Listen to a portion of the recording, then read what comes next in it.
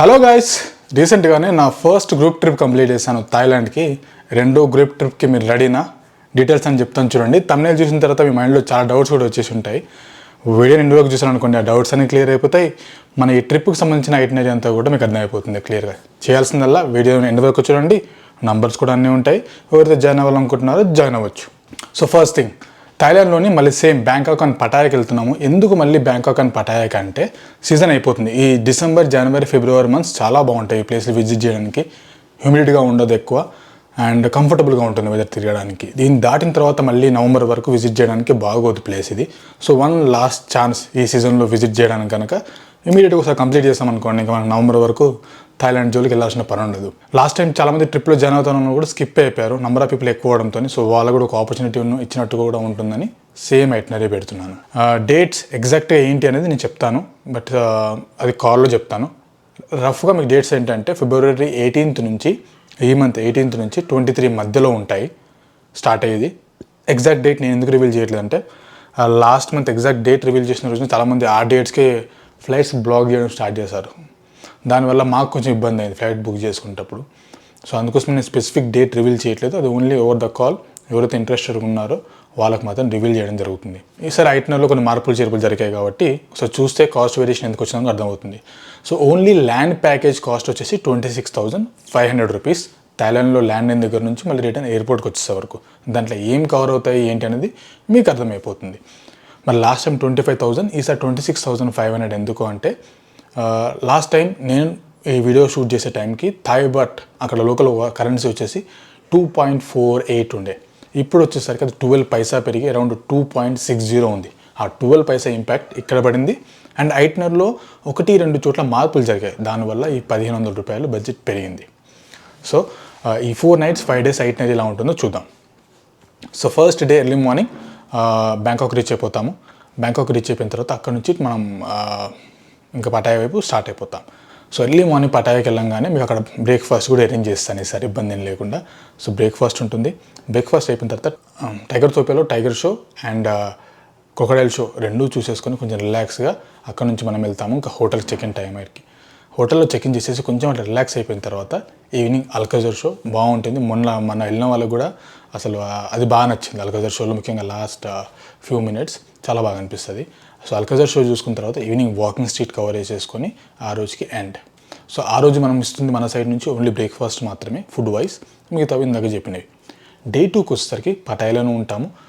ఇది coral island visit ఉంటుంది. Early morning start అయిపోతాము. అరౌండ్ 12 నుంచి 2 వరకు అక్కడే ఉంటాము.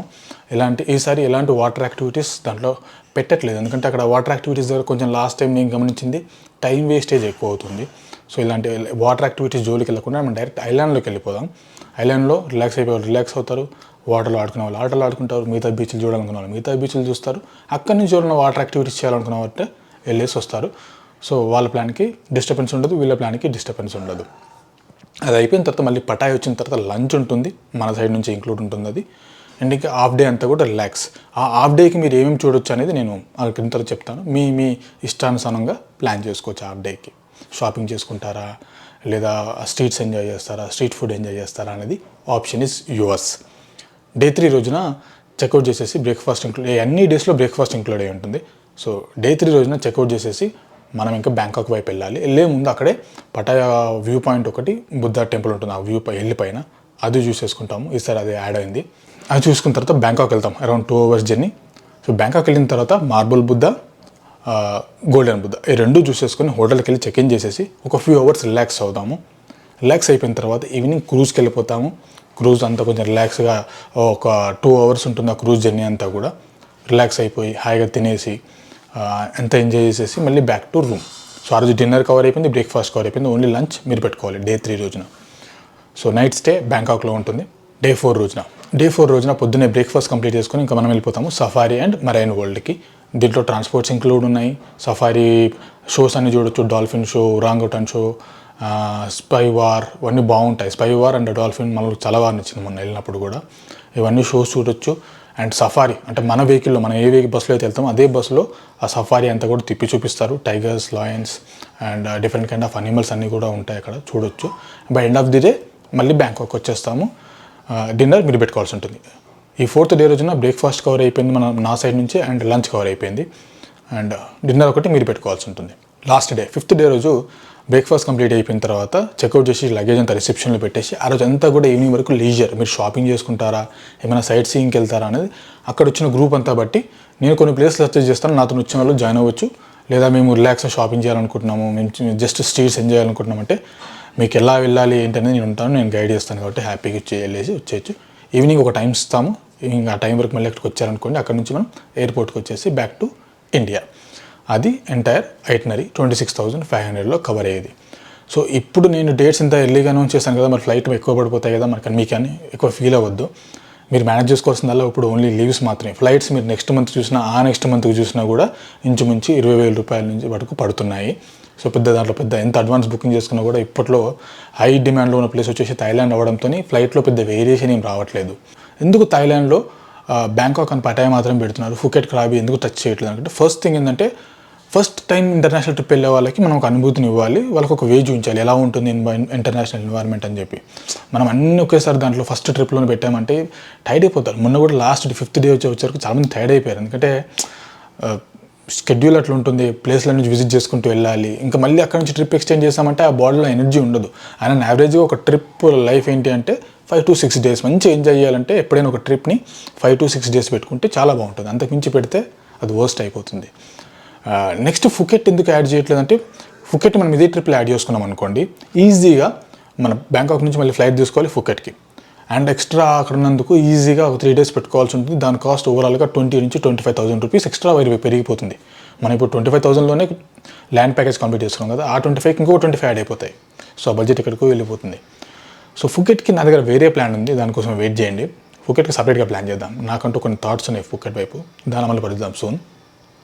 సో ప్రస్తుతానికైతే ఇది. ఎవరికైతే ఈ ట్రిప్ ఐటనరీకే అర్థమైందో వాళ్ళకి నాకు కాల్ చేయొచ్చు, జాయిన్ అవ్వాలనుకుంటే జాయిన్ అవ్వచ్చు. నెంబర్ వచ్చేసి 905-905-9506. మోస్ట్లీ మీకు కావాల్సిన ఇన్ఫర్మేషన్ అంతా కూడా దీంట్లో ఉందనుకుంటాను. సో ఈ 26,500లో కవర్ అయ్యేది ఓన్లీ ల్యాండ్ ప్యాకేజ్ మాత్రమే. మళ్ళీ ఒకసారి రివైండ్ చేస్తాను చూడండి. అక్కడ బ్యాంకాక్లో దిగిన తర్వాత ట్రాన్స్ఫర్స్ ఉంటాయి పటాయాకి, అక్కడ టైగర్ తోపియా పార్క్ కవర్ అవుతుంది మనకి. టైగర్స్తో ఫొటోస్ మీరు సొంతంగా పెట్టుకోవాల్సి రావచ్చు. ఇఫ్ ఇన్ కేస్ ఆ షోస్ క్యాన్సిల్ అవుతే టైగర్తో ఫోటో మనం అరేంజ్ చేద్దాం. ఆ రోజు రూమ్లో చెక్ ఇన్ అయిపోయిన తర్వాత అల్కజర్ షో ఉంటుంది, Day 1 ఫినిష్. అండ్ Day 2 రోజున court island with lunch, breakfast include అయి ఉంటుంది అన్ని రోజులకి. అండ్ Day 3 రోజున చెక్అవుట్ చేసేసి బ్యాంకాక్ వస్తాము.